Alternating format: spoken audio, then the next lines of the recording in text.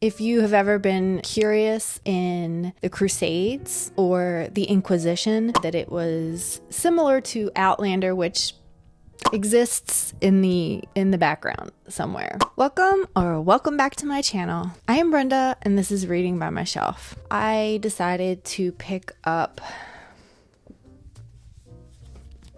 Labyrinth by Kate Mosse. This book is a historical fiction, fantasy, more historical fiction, but there are some fantastical elements. This is a book about there are two timelines. One takes place in 2005 and the other is in 1209. So in the story, we are following two women named Alice. It starts out with there's an archaeological dig and Alice is on her own and she comes across a hidden cave. There are two bodies. They are the bones of two individuals in this cave. So when she finds this cave, there are two sets of bones within it and some other artifacts. And then you get transported back in time to 1209 where you meet Alice and she lives in this chateau. So in 1209, there were the Crusades were happening. Basically these holy wars. In March of 1209, Pope Innocent III preached a crusade against a sect of Christians in the Languedoc. They are now usually known as Cathars. They called themselves Bon Chrétiens.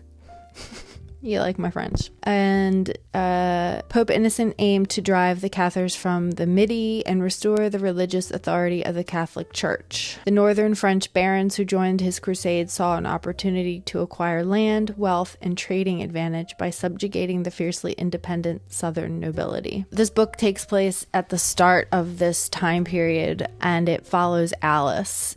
And it also ends up being the founding activities that found the Inquisition of 1233. So this author her descriptions are very in-depth.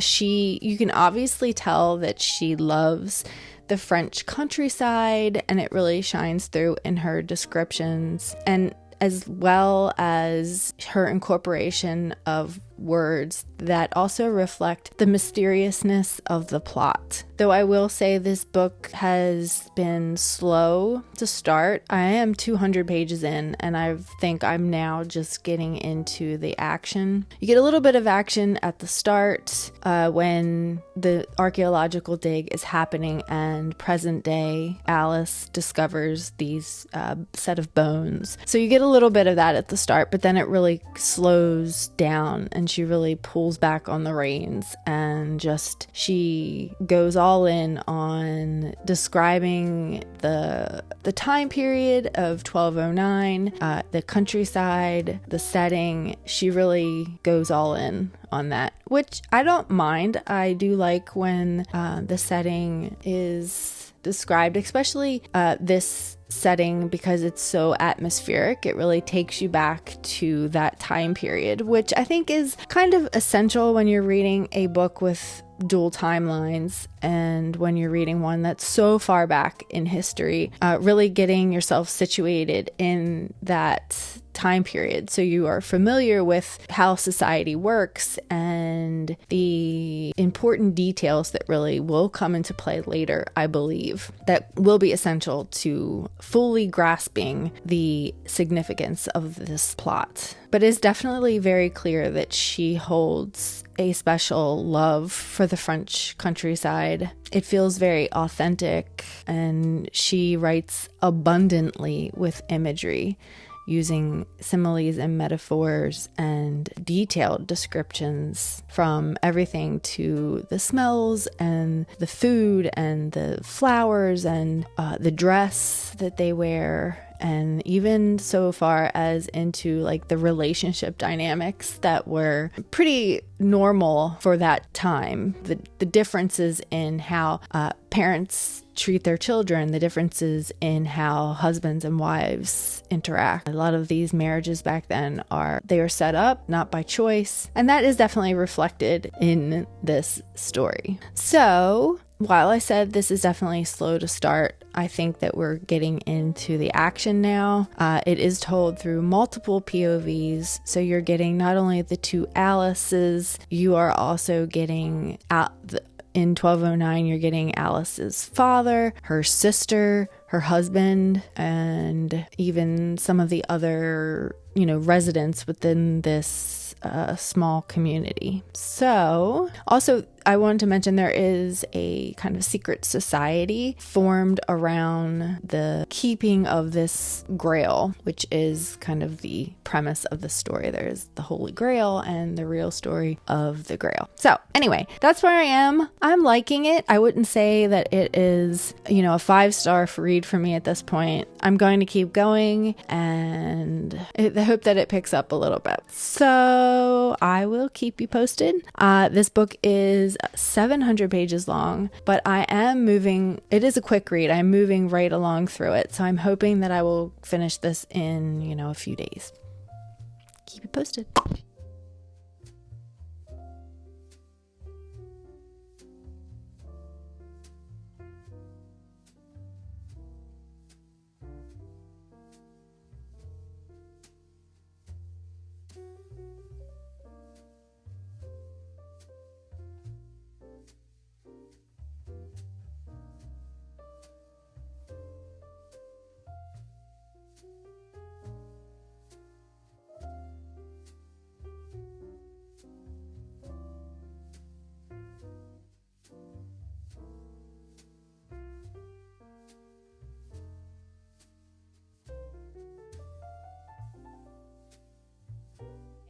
I am here to wrap up my thoughts and feelings on Labyrinth by Kate Mosse. So if you're a fan of historical fiction that doesn't stray from the truth, if you have ever been curious or interested in the Crusades or the Inquisition, then this book might be just for you, because that is exactly what this book is. It is basically a fictionalized account of the Crusades that happened in the 13th century, the very early 13th century, 1209 to be exact. It takes place in France, in Carcassonne. It follows 2 timelines and 2 main characters, although there are multiple POVs. The story is definitely slow to get on its feet. The first 200 to 300 pages, really, you are just being introduced to the setting and the characters in a very almost arm's length approach. At the very start, I almost put this down, to be completely frank. I was just bored, and although I appreciated the detail in the scenery and the characters, it just almost was too much detail. Although she is really good at recreating this time period. You can tell that she did her research, and even at the very back of the book, there are pictures of these actual sites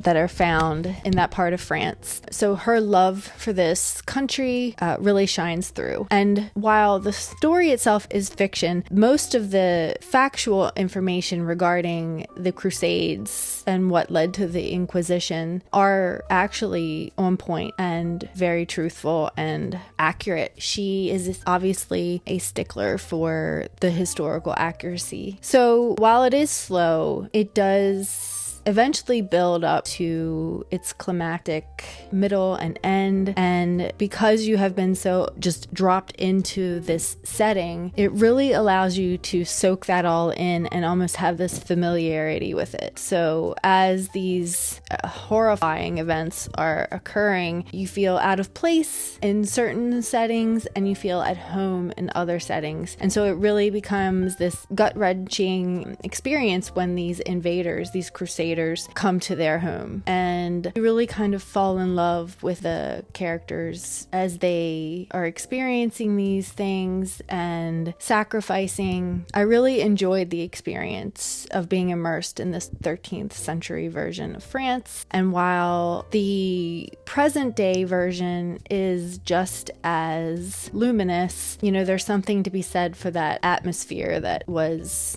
the 13th century. So, and not only is she providing such great detail about the setting in this historical atmosphere, but also she really dives deep into the religious portions, the actual culture of that time period, as well as, these mythological ideas that were around at that time and even today. And so that was interesting to see, and it was really informative. I learned a lot reading this book. There were many things that I didn't know about the Crusades. I think that portion of history is, it's touched upon, you hear about it, you're aware of it, but how much do you really know? I personally didn't know that much. And so this was a really enlightening book. And for that reason, I think that it is an important book. And while I only ended up giving this book 3 stars, I would recommend it if you are interested in history, religious history, and anything having to do with that era, because she really kind of scrounges up these lesser known truths that history has forgotten or that they don't maybe teach in high school. She really dives deep into those ideas and thoughts. So this is the Crusades against the Cathars. They are a sect of Christians who believe that, and she goes into this, the Cathars believe that the world we can see, hear, smell, taste, and touch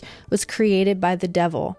They believed the devil had tricked pure spirits into fleeing God's kingdom and imprisoned them in tunics of flesh here on earth. They believed if they lived a good enough life and made a good end, their souls would be released from bondage and return to God in the glory of heaven. If not, within 4 days, they would be reincarnated on earth to start the cycle anew. And so the Catholic Church, or these Catholics, they believed that they were heretics, and so they persecuted them. And that was kind of the cover story for the Crusades, which ultimately she claims, and others as well, that it was more about a land grab, about wealth and riches and land. She also mentions appropriated symbols such as the Ankh, which is an Egyptian symbol that was appropriated by Constantine. She talks about the swastika, which was actually a Hindu symbol, and it symbolized rebirth. And so using that, she mentions this idea about protecting a secret by concealing it beneath another secret, so that when a secret is revealed, people think that they've discovered the truth. In actuality, there is another secret lurking beneath the surface. So this author, like I said, is really good at the historical elements, at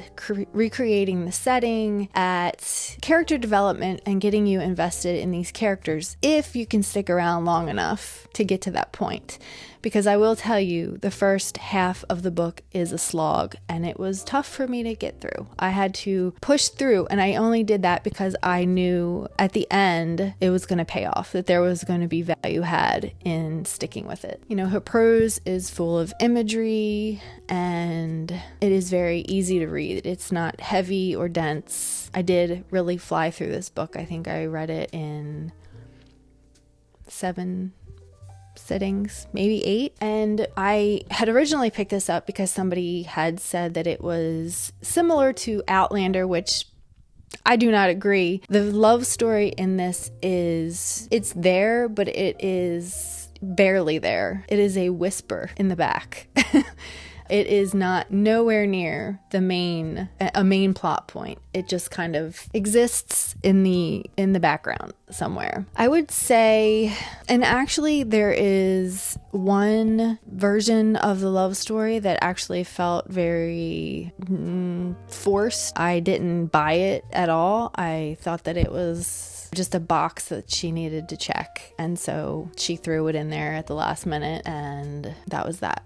So anyway, I have 2 other books in this series. I will probably continue at some point. It will not probably be anytime soon. I just have way too many other books on my TBR shelves that I feel are going to be much more exciting reads. Though I did enjoy it, and like I said, I do recommend it if you are into historical fiction or you are curious about the Crusades, the Holy Grail, religious history, things of that nature. I think that wraps it up. I would love to talk about this book with you in the comments. If you have any questions about it, I would be happy to answer. Just drop me a comment down below, like the video if you liked it, and subscribe if you want to see more. I post videos every Tuesday, Thursday, and Sunday. See you again soon. I don't even know what it is.